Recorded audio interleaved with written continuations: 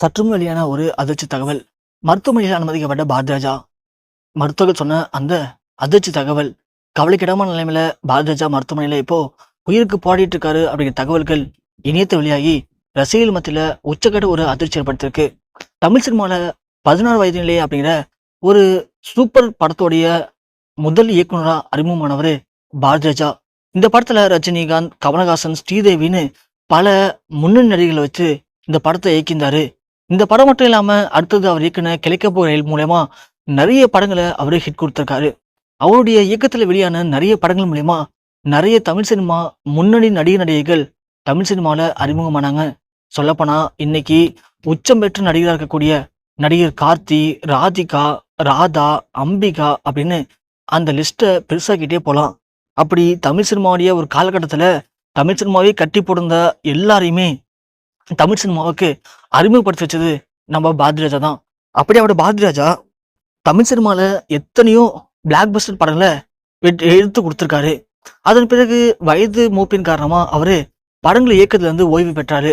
ஆனா படங்களை இயக்கனாலும் இப்போ தமிழ் சினிமால நிறைய படங்கள்ல முக்கியமான கதாபாத்திரம் நடிச்சிட்டு இருக்காரு.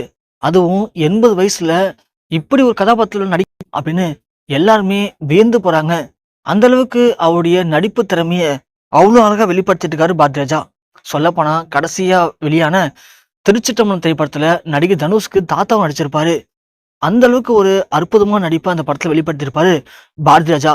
அதனால மக்கள் மத்தியில ஒரு நடிகராகவும் பாரதிராஜா வெற்றி பெற்றிருக்காருன்னு சொல்லலாம்.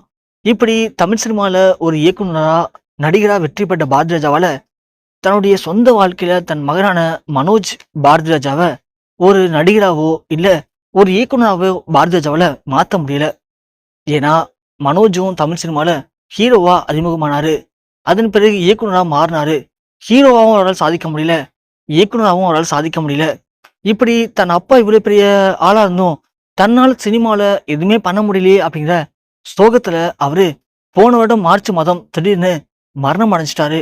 அவருடைய மரணம் அப்படிங்கிறது பாரதிராஜாவை பயங்கரமா அதிர்ச்சிக்குள்ளாக்குனுச்சு. பாரதிராஜா அதை நினைச்சு ரொம்பவுமே ஃபீல் பண்ணாரு. அதன் காரணமா பாரதிராஜாவுக்கு உடல்நலம் சரியில்லாம போனுச்சு.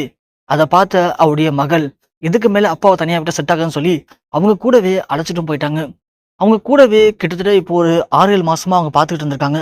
இருந்தாலும் பாரதிராஜாவுக்கு தன் மகனை மறக்க முடியல.